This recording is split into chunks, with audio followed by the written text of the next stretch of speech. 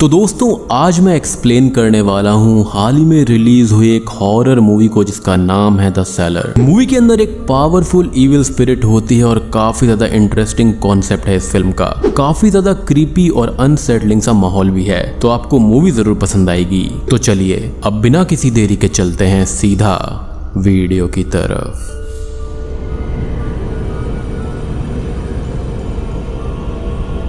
तो मूवी की शुरुआत होती है एक पुराने घर को दिखाते हुए, जहां पर एक न्यू फैमिली सिटी से दूर शांत जगह में रहने आती है। इस फैमिली के अंदर टोटल 4 लोग होते हैं और इस घर के अंदर सबसे पहले स्टीवन और उसके डैड ब्रायन आते हैं। फिर आखिर में आते हैं स्टीवन की मदर कीरा और बड़ी बहन एली। ब्रायन यहाँ पर स्टीवन को उसका प्ले रूम दिखाता है, फिर बारी बारी से सारे कमरे दिखाने लगता है और साथ में एली भी सारे कमरे देख रही होती है, लेकिन उसको एक भी रूम पसंद नहीं आता। फिर ब्रायन अपने पसंद किए हुए कमरे को एली को दिखाता है, जिस पर ब्रायन ये बोलता है कि जब मैं छोटा था मैं ऐसे ही कमरे को चाहता था, लेकिन एली को ये कमरा भी पसंद नहीं आता। यानी कि वही टिपिकल टीनेजर बच्चे जिनको अपने पेरेंट्स की चॉइसेस अच्छी नहीं लगती है एंड वो थोड़ी बहुत आजादी चाहते हैं। एली बिल्कुल ही ऐसी बच्ची है। खैर अब एली वहां से निकल जाती है और फिर एली को एक दूसरा कमरा दिखाया जाता है। ब्रायन ये बताता है कि ये एक सेलर है। उसके बाद में ब्रायन एली से कमरा देखने के लिए बोलता है। फिर एली डोर ओपन करती है और अंदर जाती है। बल्ब ऑन करने के बाद में सीढ़ियों से एली एक कदम नीचे जाती है और ये बोलती है कि सेलर के अंदर काफी ज्यादा धूल जमी हुई है। अब ब्रायन बोलता है कि यहाँ पर कुछ भी नहीं है और उसके बाद एली को छोड़कर सब चले आते हैं। एली जाते समय बार बार पीछे मुड़कर देख रही होती है क्योंकि एली को नीचे कुछ दिखाई देता है। फिर उसके बाद में अचानक से ही गेट खुद पे खुद बंद हो जाता है, जिसके बाद वो चिल्लाती है कि मुझे बाहर निकालो। ब्रायन अब गेट खोलने की कोशिश करता है, जहाँ पर उसको ये लगता है कि लॉक खराब हो गया है। एली अब यहाँ पर बोलती है कि मॉम मजाक मत करो, गेट को खोल दो। और फिर कीरा बोलती है कि रुको मैं गेट खुलवाती हूँ। अब एली को डर लगने लगता है और वो जोर जोर से बोलने लगती है कि मुझे बाहर निकालो।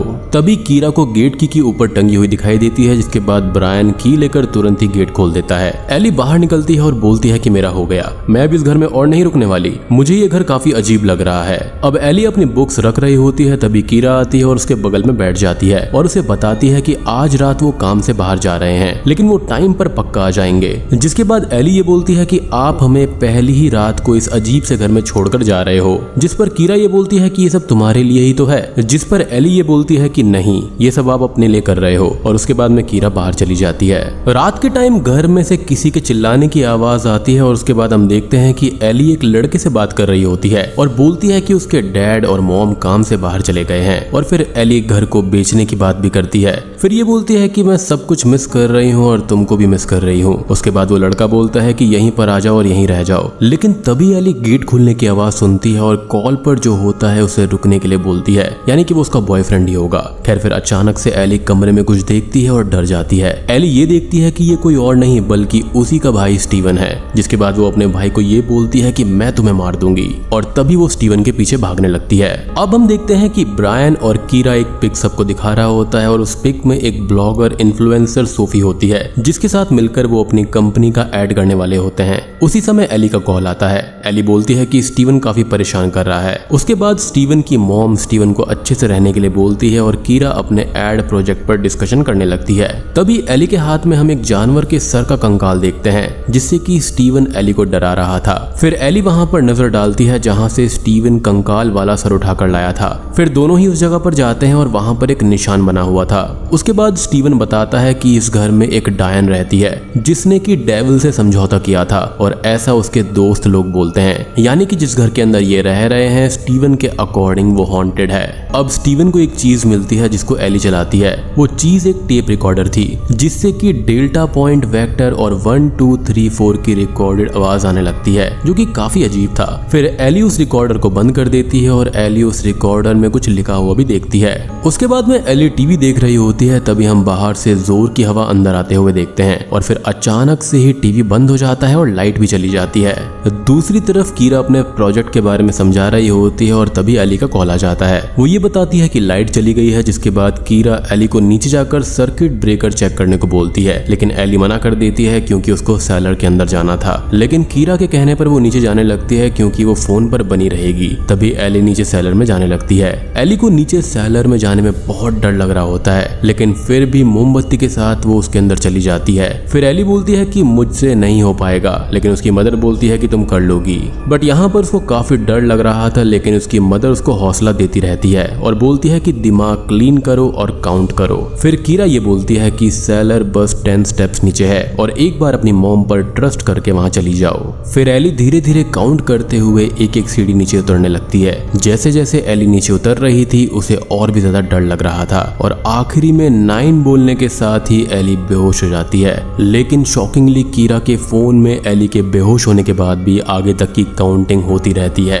यानी कि 10, 11, 12, 13 इस तरह से। फिर कीरा बहुत डर जाती है और तुरंत ही ब्रायन के साथ घर आती है, क्योंकि सेलर तक जाने के लिए मात्र 10 सीढ़ियां थी, तो आगे तक की काउंटिंग होना नामुमकिन है। अब घर आते ही दोनों एली एली चिल्लाते हुए तेजी से सेलर के अंदर जाते हैं और सबसे पहले लाइट का स्विच ऑन करते हैं और उन्हें सेलर में एली कहीं पर भी नहीं मिलती। जिसके बाद में कीरा तेजी से ऊपर जाती है और तब तक वहां पर स्टीवन भी आ जाता है। फिर ब्रायन घर के आसपास एली को खोजने लगता है। अब पुलिस और ब्रायन और सब लोग मिलकर एली को खोजने के लिए निकल जाते हैं और फिर तीनों ही घर वापस आ जाते हैं। जिसके बाद में ब्रायन स्टीवन को प्ले रूम में भेज देता है। अब हम देखते हैं कि कीरा अपने रूम में बैठकर रो रही होती है, क्योंकि उसको ये लगता है कि ये उसकी ही गलती है। तभी ब्रायन कीरा को शांत करवाता है। फिर वो बताने लगती है कि ये सब हुआ कैसे।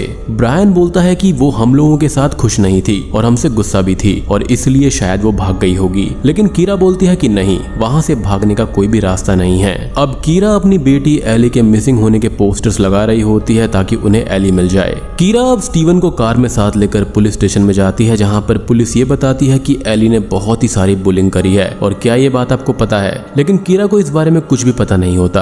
पुलिस बोलती है कि चिंता करने की कोई बात नहीं है, जिसके बाद कीरा ये बोलती है कि एली भागी नहीं है और उसके बाद पुलिस पूछती है कि आप ऐसा कैसे कह सकते हो। जिसके बाद कीरा बताती है कि सेलर में कुछ हुआ था, मैंने एली की आवाज सुनी थी। उसके बाद में कीरा पूछती है कि क्या आपने एली के सेल फोन को ट्रैक किया, लेकिन उन्हें फोन से भी कुछ नहीं पता चला था। जिसके बाद में कीरा एक बार फिर से घर चेक करने के लिए बोलती है। कीरा और स्टीवन घर आ जाते हैं और फिर एक तरफ स्टीवन खेलने लगता है, दूसरी तरफ कीरा इस घर के बारे में छानबीन करने लगती है। उसके बाद में वो स्टीवन को बुलाती है और पूछती है कि कुछ ऐसा है जो कि वो बताना भूल रहे हैं। फिर स्टीवन टेप रिकॉर्डर की तरफ इशारा करके बोलता है कि आखिरी time Ellie tape recorder play कर रही थी। कीरा यहाँ पर एली के सोशल मीडिया अकाउंट को चेक कर रही होती है, तभी उसको एक पिक दिखती है जिसके अंदर एली ने अपने पैरों पर यह लिखा हुआ था कि कोई भगवान नहीं होते और अगर ये मेरी मॉम देखेंगी तो वो मुझे मार डालेंगी। अब कीरा एक लाइट लेकर सेलर के अंदर अकेले जाती है और फिर वहां पर एक साइन देखती है और उसके बाद में उसको दीवार पर ढेर सारे रेड कलर से डेविल की पेंटिंग बनी हुई दिखाई देती है और ये देखकर कीरा डर जाती है। इनफैक्ट ये देखकर तो हम भी डर जाएंगे। तभी हम देखते हैं कि सेलर के अंदर से फॉरेंसिक वाले निकलते हैं और उसके बाद पुलिस ये बताती है कि वो पेंटिंग 1950s की है और उस पेंटिंग के अंदर जो रेड कलर है वो यूवी लाइट में देखने पर क्लोरोफिल जैसा लगता है। अब पुलिस पूछती है कि क्या आप उस घर की हिस्ट्री के बारे में कुछ जानते हैं। ब्रायन और कीरा दोनों ही उस घर के बारे में कुछ नहीं जानते थे और वो बोलते हैं कि उन्होंने ये घर एक ऑक्शन में खरीदा था। उसके बाद पुलिस बोलती है कि उसे इसके अलावा वहां पर कुछ भी नहीं मिला है और पुलिस का ये कहना था कि उनकी तरफ से जो बन सकेगा वो करेंगे। हालांकि हम सब जानते हैं कि ऐसे केसेस में पुलिस कुछ नहीं कर सकती। खैर रात के समय धीरे से कीरा के रूम में गेट खुलता है, जिसके बाद में अचानक से ही कीरा की नींद टूट जाती है। वो डर जाती है, लेकिन उसके सामने स्टीवन होता है। स्टीवन ये बोलता है कि उसका बेड गीला हो गया है और फिर स्टीवन मॉम के बेड पर सोने लगता है। कीरा अब ये बोलती है कि वो एली को लाने के लिए कुछ भी करने को रेडी है। फिर कीरा यहाँ पर अपने फोन में एली की आवाज सुनती है और कुछ देर के बाद उसे बेसिन से काउंटिंग करने की आवाज आने लगती है। अब यहाँ पर आप ध्यान रखना कि ये काउंटिंग बहुत जरूरी है इस मूवी के अंदर। और वो उस आवाज का पीछा करने लगती है, जिसके बाद वो सेलर के अंदर जाती है और उसे फिर से वही साइन दिखाई देते हैं। उसके बाद डायरेक्ट सुबह का सीन दिखाया जाता है और कीरा रात भर नहीं सोई थी। फिर ब्रायन उसके पास में आता है और कीरा साइन का मतलब पूछती है। फिर वो बोलती है कि ये एक टाइप की इक्वेशन है और ये सारे डोर्स पर लिखी हुई है। कीरा का कहना था कि वो कुछ करना चाहती है, लेकिन क्या उसको नहीं पता। फिर ब्रायन उसे दिलासा देता है कि वो वापस जरूर आ जाएगी, यानी कि उनकी बेटी। अब यहाँ पर कीरा और ब्रायन ने जिनसे ऑक्शन के अंदर घर खरीदा था वो उनसे कांटेक्ट करती है और उनसे पिछले ओनर का नाम और कांटेक्ट पूछती है, लेकिन उसे कोई भी जानकारी हासिल नहीं होती।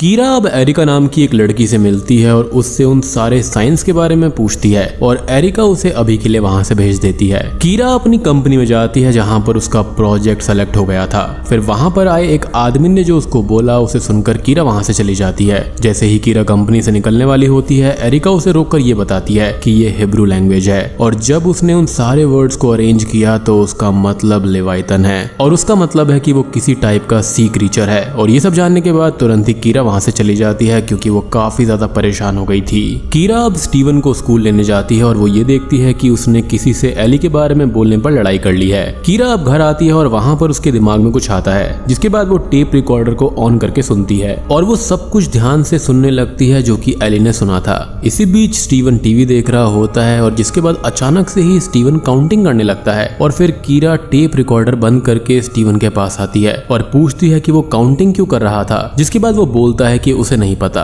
अब रात के टाइम कीरा अपना लैपटॉप चला रही होती है, उसी समय अचानक से ही लाइट्स ऑफ हो जाती हैं और फिर स्टीवन के चिल्लाने की आवाज सुनाई देती है, जिसके बाद वो स्टीवन के रूम के पास में जाती है लेकिन रूम लॉक्ड होता है। फिर गेट के होल से वो अंदर देखने की कोशिश करती है, जिसके बाद अचानक से ही उसे होल के पार एक आंख दिखाई देती है और वो डर जाती है। अब जब कीरा डरी हुई होती है तभी पीछे से स्टीवन आ जाता है। स्टीवन बोलता है कि वो प्ले रूम में सो गया था, जिसके बाद उस रूम का गेट अब धीरे से खुलता है। फिर कीरा उस रूम में जाती है और फिर उस रूम का गेट अचानक से ही बंद हो जाता है और फिर स्टीवन गेट खोलने की कोशिश करता है लेकिन गेट नहीं खुलता, यानी कि उस रूम के अंदर स्टीवन तो नहीं था, वहाँ पर कोई और था। अब तभी कीरा अचानक से सेलर में होती है और फिर उसके हाथ से फोन गिर जाता है और उसके बाद में कीरा को नीचे से कोई आता हुआ महसूस होता है। स्टीवन की तक नहीं पहुंच पा रहा था, जिसके बाद स्टूल लाकर वो की निकालता है और तब तक ब्रायन वहां पर आ जाता है और की से गेट को खोल देता है। ब्रायन कीरा से पूछता है कि वहां पर क्या हुआ था। कीरा बोलती है कि मैंने वहां पर आवाज सुनी और फिर मेरा फोन गिर गया, जिसके बाद वो ये बोलती है कि गिरने के बाद उसका फोन गायब हो गया।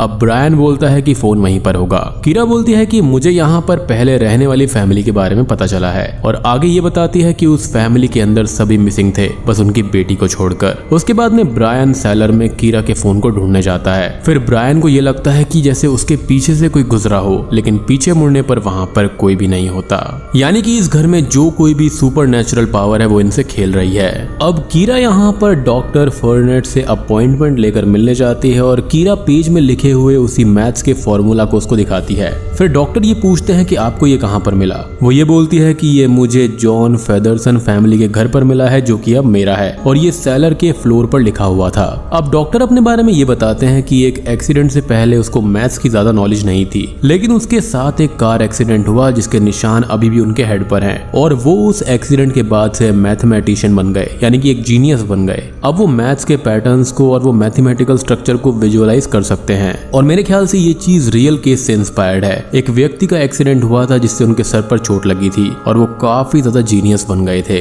कीरा यहाँ पर डॉक्टर से पूछती है कि आखिरकार ये फेदरसन थे कौन। फर्नेट ये बताते हैं कि ये फेदरसन का ओल्ड ऑफिस है और वो एक नोबेल प्राइज विनर थे। डॉक्टर बोलते हैं कि कैट जिंदा है या फिर मर गई है, उसके बारे में जानने के लिए हमें बॉक्स ओपन करके उसे ऑब्जर्व करना पड़ेगा और कैट जिंदा भी हो सकती है और मरी हुई भी हो सकती है। अब आप सोचेंगे कि यहाँ पर ये क्या बात हो रही है, तो मैं आशा करता हूँ कि आपने श्रोडिंगर कैट एक्सपेरिमेंट या फिर उसकी इक्वेशन के बारे में सुना होगा। अगर आपने नहीं सुना है तो क्वांटम मैकेनिक्स के अंदर एक इक्वेशन होती है या फिर एक एक्सपेरिमेंट किया जाता है जिसके अंदर एक कैट होती है जो कि एक ही टाइम पर डेड भी हो सकती है और जिंदा भी हो सकती है, जो कि किसी रैंडम सब एटॉमिक इवेंट के चलते हो सकता है, जो कि शायद हुआ भी था या फिर नहीं भी हुआ था। यानी कि ये वो बात हो गई कि एक इंसान जिंदा भी है लेकिन मर भी चुका है। और ये जो एक्सपेरिमेंट होता है ना, ये थॉट बेस्ड होता है। लेकिन यहाँ पर ये सब सुनकर कीरा इमोशनल हो जाती है और वो ये बोलती है कि यहाँ पर कैट वाली बात नहीं है बल्कि उसकी बेटी मिसिंग है। तो यहाँ पर हम ये समझ सकते हैं कि एली एक ऐसे डायमेंशन में है शायद से जहाँ पर वो जिंदा भी हो सकती है और नहीं भी।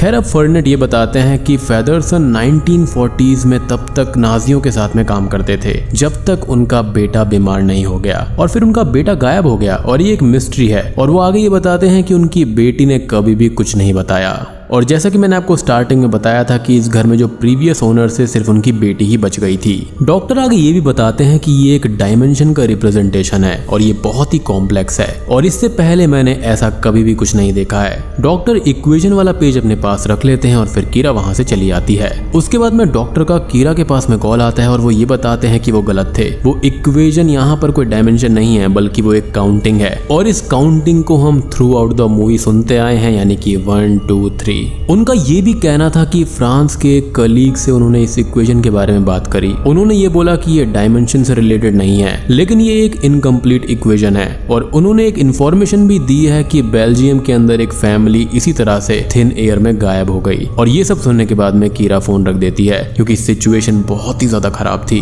उसको समझ में नहीं आ रहा था कि यहाँ पर आखिर हुआ क्या है। सो बेसिकली यहाँ पर जो कुछ कांड किया है वो यहाँ पर फेदरसन की फैमिली ने किया था। खैर, अब हम कीरा के घर में देखते हैं स्टीवन वीडियो गेम खेल रहा होता है और फिर हम कीरा को देखते हैं जो कि सारे के सारे वर्ड्स को रिलेट करके ब्रायन को बता रही होती है। फिर ब्रायन बोलता है कि ये सारी चीज यहाँ पर बस डेकोरेशन के लिए है और इसका कोई भी मतलब नहीं है। और ऐसी हॉरर फिल्मों में अक्सर एक बेवकूफ ऐसा होता है जो कि कुछ भी नहीं मानता और फिर इसकी कीमत पूरी फैमिली को चुकानी पड़ती है। खैर, कीरा ये बोलती है कि यहाँ पर हर एक चीज का मतलब है और इमेज का भी मतलब है। फिर कीरा ब्रायन को सेलर में सारे इक्वेशन और इमेजेस दिखाने लगती है। अब तभी हम स्टीवन को देखते हैं जो कि वीडियो गेम्स खेल रहा था। फिर वो वहां से उठ जाता है और फिर वो सेलर की तरफ जाने लगता है। फिर हम कीरा को देखते हैं जो कि ब्रायन को ये बताती है कि इसी तरह की सेम चीज बेल्जियम के एक घर में पाई गई है और ये सारी चीजें उसको किसी और ने नहीं बल्कि एक बहुत ही रिनोन फिजिसिस्ट ने बताई हैं और उनसे वो कुछ ही दिन पहले मिली थी। और उस घर के भी सारे फैमिली मेंबर्स मिसिंग थे। और ये बोलने के बाद कीरा ऊपर चली आती है। ये सब सुनने के बाद में ब्रायन गुस्सा हो जाता है और हैमर उठाकर उस इक्वेशन को तोड़ने लगता है, जिसके बाद में उसे एक आवाज सुनाई देती है और फिर कीरा तेजी से नीचे आती है। फिर ऊपर टेप रिकॉर्डर बजने लगता है और स्टीवन को सामने में कोई दिखाई देता है। वो एली जैसी दिख रही थी। फिर स्टीवन चिल्लाता है और फिर वहां पर ब्रायन और कीरा आ जाते हैं, जिसके बाद में स्टीवन ये बोलता है कि वहां पर कोई था और वो एली के जैसी दिख रही थी। ब्रायन उस रूम को चेक करता है लेकिन वहां पर कोई भी नहीं होता, लेकिन ब्रायन को वहां पर एली का फोन मिल जाता है। मीनिंग कि पक्का यहाँ पर कोई दूसरी जगह है, फिर कोई पोर्टल है यहाँ पर जिसके थ्रू चीजें इधर उधर हो रही हैं। अब कीरा यहाँ पर फेदरसन फैमिली के आखिरी मेंबर से मिलती है, यानी कि रोज से। कीरा उसको ये बताती है कि अब उसकी फैमिली उसी घर में रहती है और उसकी बेटी मिसिंग हो गई है और मैं यहाँ पर आपके डैड और उस सेलर के बारे में जानने आई हूँ। और दोस्तों, अब यहाँ पर खुलते हैं इस मूवी के असली पत्ते। अब रोज अपनी डायरी में लेवाइथन लिखती है और ये बताती है कि ये जो डीमन है वो यहाँ पर नर्क के 7 प्रिंसेस में से एक है और ये उसका नाम नहीं है। जिसके बाद वो ये बोलती है कि मेरे डैड उसको हमारी लाइफ में लेकर आए थे और वो ये बताती है कि वो एक साइंटिस्ट हुआ करते थे जब तक कि मेरा भाई जैक बीमार नहीं हो गया और साइंस भी कुछ मदद नहीं कर पाई थी। तब जाकर उन्होंने उस डीमन को यहाँ पर बुलाया ताकि उसके भाई को ठीक किया जा सके। लेकिन ऑब्वियसली हम जानते हैं कि ये डीमंस वगैरह किसी के सगे नहीं होते और सोल्स के भूखे होते हैं। वहां पर भी वही सेम चीज हुई। यहाँ पर इस डीमन ने रोज को छोड़ दिया और बाकी सबकी सोल्स को वो अपनी दुनिया में ले गया। अब वो आगे ये बताती है कि वो जो इक्वेशन है वो मैथमेटिक यूनिवर्स में एक सेंस बनाती है और केओस से एक ऑर्डर बनता है और ये बताती है कि ये सारी चीजें डार्कनेस को जोड़ती हैं और एक ऐसी डार्कनेस जो कि दुनिया की बिगिनिंग से भी पहले से है, ऐसा जो कि बहुत सारे नामों से जाना जाता है, यानी कि जिसको बेसिकली हम डेविल कह सकते हैं। इसी बीच कीरा रोज से पूछती है कि मेरी बेटी आखिर है कहाँ और क्या वो अभी भी सेलर के अंदर है। उसके बाद रोज ये बोलती है कि वो बस एक सेलर नहीं है बल्कि वो एक पूरा का पूरा घर है। जी हाँ, यानी कि उस सेलर के जरिए आप एक ऐसी दुनिया में पहुंच सकते हैं जहां पर वो पूरा खुद का ही अपना एक घर है, अपना एक डायमेंशन है जहां पर ये सी क्रीचर रहता है जिसको लेवाइथन कहा जाता है, लेकिन इसका असली नाम कुछ और ही है जो कि ऑब्वियसली मूवी के अंदर मेंशन नहीं करा गया है, क्योंकि जब उनको ही नहीं पता तो हमें कैसे पता चलेगा। तभी ये सब जानने के बाद में कीरा घर आने लगती है और फिर बीच रास्ते में वही वाला रिंगटोन बजने लगता है 1 2 3 4। फिर कीरा उसे बंद कर देती है और इधर ब्रायन उन सारे वर्ड्स और इमेजेस को जोड़ता है, जिसके बाद उसे एक स्टार का साइन मिल जाता है जो कि एक पेंटाग्राम है। अब कीरा घर आ जाती है और वो ब्रायन के स्टार वाले साइन को देखती है और फिर ब्रायन उसे लैपटॉप पर एक पेज खोलकर दिखाता है जिसमें कि एक डीमन होता है जो कि नर्क का सोल्जर और उसकी रखवाली करता है, जो कि कोई और नहीं बल्कि बैफोमेट है। फिर कीरा ये बोलती है कि ये पूरा घर इसी चीज के चारों तरफ बनाया गया है, यानी कि ये जो घर है ये एक ऐसा पोर्टल है जहां पर ये 1 2 3 बोलने के बाद में ये काइंड ऑफ एक मंत्र है या फिर एक चैंटिंग है जिसके जरिए दूसरी दुनिया का पोर्टल ओपन हो जाता है और इंसान जो होता है वो वहां पर चला जाता है और इसलिए इसको कहा जाता है कि वो जिंदा भी है और मर भी गया है।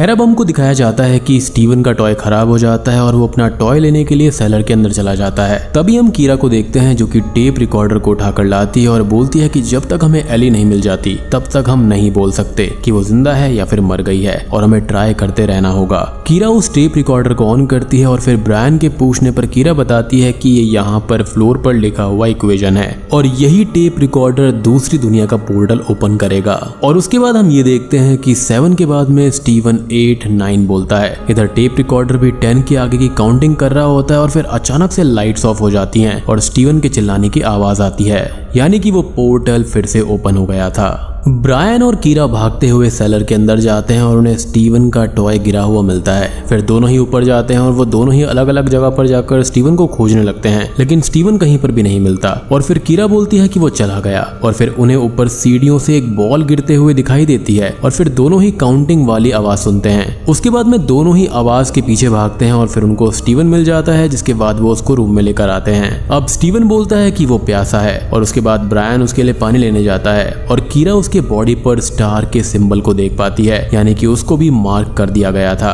फिर स्टीवन बोलता है कि उसने देखा कि एक बीस्ट है जो कि काफी खतरनाक है, यानी कि लेवाइथन, जिसके 10 सर हैं और 7 सींग। और तभी अचानक से ही स्टीवन हंसने लगता है। अब यहाँ पर आप बीस्ट को और बेफोमेट को मत मिलाना। बेफोमेट यहाँ पर हेल का गेट कीपर है और यहाँ पर ये जो बीस्ट है वो अलग है। फिर स्टीवन यहाँ पर उल्टी काउंटिंग करने लगता है और जब कीरा ब्रायन के पास में जाती है तो देखती है कि वो भी उल्टी काउंटिंग कर रहा होता है, यानी कि वो भी नहीं बचेगा। और जब काउंटिंग खत्म होती है तो ब्रायन ये बोलता है कि वो यहाँ पर आ गया। कीरा अब ये देखती है कि कोई गेट को पीट रहा होता है और फिर गेट खुल जाता है, जिसके बाद में उससे बहुत तेज हवा आती है और कीरा को वहां पर वो बीस्ट दिखाई देता है, यानी कि बेफोमेट। और बेफोमेट यहाँ पर काफी भयानक लग रहा था, जिसको देखते ही कीरा घबरा जाती है, लेकिन कीरा किसी तरह से वहां से बचकर निकलती है। फिर वो गेट बंद करते हुए सेलर में एली को पुकारते हुए चली जाती है, लेकिन उसे वहां पर कोई भी नहीं मिलता। और फिर कीरा एक दूसरे गेट के पास में आकर छुपती है। कीरा को अब उस बीस्ट के कदमों की आवाज सुनाई पड़ रही थी। वो वहां से निकलती है और उसे एक गुफा का रास्ता दिखाई देता है, जिसके बाद में वो उसमें आगे जाने लगती है, जिसके बाद वो नर्क के अंदर पहुंच जाती है, जहां पर करोड़ों की संख्या में वहां पर मरे हुए इंसान होते हैं या फिर उनकी स्पिरिट्स होती हैं जो कि काउंटिंग कर रहे होते हैं अपने नंबर आने के लिए। जिसके बाद में यहाँ पर कीरा अपनी बेटी को पहचानती है उसके पैरों में लिखे हुए उन वर्ड्स से कि मैं गॉड को नहीं मानती। वो एली को देख लेती है और वो भी उसी लाइन में लगी हुई थी, जिसकी हालत बहुत खराब थी। और उसके बाद में कीरा एली को बोलती है कि मैं तुम्हारी मॉम हूँ। अब कीरा एली को अपने साथ गुफा से होते हुए वहां से ले आती है, लेकिन अब भी वो बीस्ट वहीं पर होता है, जिसकी वजह से कीरा दूसरे रास्ते से जाती है। फिर कीरा चिल्लाती है कि तुम अंदर नहीं आ सकते और तुम मेरी फैमिली को नहीं ले जा सकते। उसके बाद में बीस्ट की आवाज आनी बंद हो जाती है और फिर ब्रायन को भी होश आ जाता है और फिर ब्रायन जाकर स्टीवन को भी लेकर आता है। कीरा ये बोलती है कि हमें यहाँ से जाना होगा और यहाँ पर ये सब खुश हो जाते हैं कि वो बच गए। लेकिन इसके बाद में कीरा जैसे ही गेट को खोलती है तो वहाँ पर उसको फिर से ढेर सारी सीढ़ियाँ दिखाई देती हैं, जिसका सिर्फ यही मतलब है कि इस पोर्टल से और इस हेल से नहीं निकला जा सकता और ये चारों वहीं पर फंस जाते हैं। अब यहाँ पर एली फिर से काउंटिंग करनी शुरू कर देती है और उसके बाद में ब्रायन और स्टीवन भी काउंटिंग करने लगते हैं, जिसका सीधा सीधा मतलब ये है कि भैया यहाँ से आप बाहर नहीं निकल सकते। यानी कि ये जो पूरा घर है ना वो एक पेंटाग्राम के अंदर है और जैसे ही ये चैंटिंग होती है यहाँ पर दूसरी दुनिया का पोर्टल खुल जाता है और अगर आप एक बार बीस्ट की नजरों में आ गए तो आप यहाँ से बाहर नहीं निकल सकते। और यहाँ पर बीस्ट ने उसके पीछे आना इसलिए ही बंद कर दिया था क्योंकि वो जानता था कि यहाँ से बाहर तो निकल ही नहीं सकते और हार कर इनको वापस इसी गुफा में इसी लाइन में लगना होगा जहाँ पर बाकी सारी सोल्स अपना नंबर आने के लिए काउंटिंग कर रही थी। वो होता है ना कि हेल के अंदर जो ब्रिज वगैरह होता है और अपने कर्मों के अकॉर्डिंग वहां से पार होना पड़ता है, तो इनको वहीं पर जाना पड़ेगा। सो मेरे हिसाब से यहाँ पर जिस मूवमेंट पर ये लोग इस पोर्टल के अंदर आए ये तभी मर गए थे। और ये दूसरी डायमेंशन यानी कि जो नर्क है इसका रास्ता यहाँ पर इस सेलर से होकर जाता है। और अब आप ये पूछेंगे कि रोज कैसे बच गई थी, तो रोज यहाँ पर सेलर के अंदर गई ही नहीं होगी, वो वहां से बाहर ही रही होगी और उसकी बाकी पूरी फैमिली को यहाँ पर इस बीस्ट ने कंज्यूम कर लिया होगा। और यहाँ से हम यही अज्यूम कर सकते हैं कि ये चारों लोग भी यहाँ पर गायब हो गए हैं और अब यहाँ पर जो भी अगली फैमिली इस घर में आएगी वो भी यहाँ पर गायब हो जाएगी। और इसका सिर्फ एक ही विक्टिम है जो बच के आया है, वो है यहाँ पर रोज, जो कि किसी को भी कुछ बताना नहीं चाहती क्योंकि ऑब्वियसली कोई भी उसकी बात पर यकीन नहीं करेगा।